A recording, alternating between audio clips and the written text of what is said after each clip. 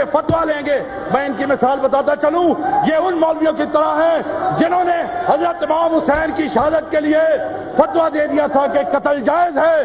4000 مولوی تھے جنہوں نے یزید کو فتویٰ لکھ کر دیا تھا کہ امام حسین کی جو ہے وہ شہادت جائز ہے. یہ وہی لوگ ہیں. یہ اس زمانے کے بعد آج ہمیں دوبارہ تباہی کی طرف دھکیل رہے ہیں. خدا کے لیے اس ملک کو بچائیے.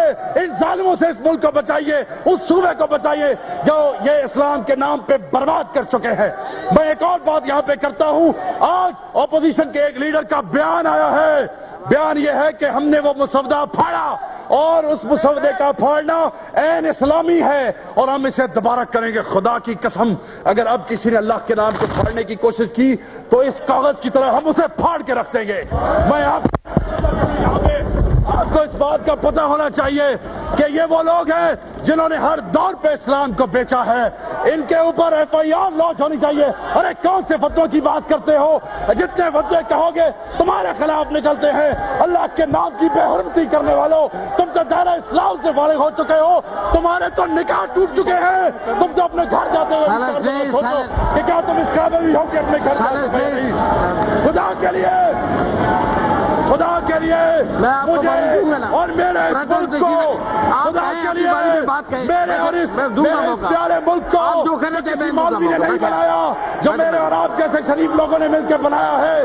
خدا کے لیے اس ملک کو ان ڈرامے بازوں سے, ان کسائیوں سے, ان لوگوں سے جو اسلام بیچتے ہیں, بات پہ بیچتے ہیں, ان سے چھٹکارا دلایا جائے. انہیں اس اعلان سے ڈسکوالیفائی کر کے بات کر جائے. انہیں پیچھے ڈالا جائے. ملک میں اسلام اگر نافذ کرنا ہے تو خدا کے لیے ان لوگوں سے جان چھڑا لو. یہ ملک تباہ ہو جائے گا, ورنہ اسلام کا کچھ نہیں رہے گا. اور لوگ ہمیں اسی طرح دہشت گرد, فنڈامنٹلسٹ اور ایکسٹریمسٹ کہتے رہیں گے. اور جتنا بول رہا ہے بول لو. یہ علیم عباسی اور یہ ساتھ کھڑے ہوئے وہ لوگ وہی ہیں جو بھی آ کے مجھے کہتے رہے ہیں. خدا کی قسم ہم پھاڑنے والوں میں سے نہیں تھے. یہ وہ لوگ ہیں, یہ وہ جماعت ہے جو آپس میں تقسیم ہے. انہیں خود پتہ نہیں ہے کہ انہوں نے کیا کیا ہے. یہ شرمندہ ہے, اسلام کو بیچنے والے ہیں, یہ ظالم ہے. اللہ تعالیٰ انہیں ہدایت دے. اللہ تعالیٰ میرے ملک کو ان سے بچا کے رکھے. اللہ تعالیٰ آپ اور مجھے یہ توفیق دے کہ ہم اپنے قرآن کی اور اللہ کے نام کی حفاظت کے لیے جان بھی قربان کر دیں. بہت بہت شکریہ. ڈاکٹر فرید احمد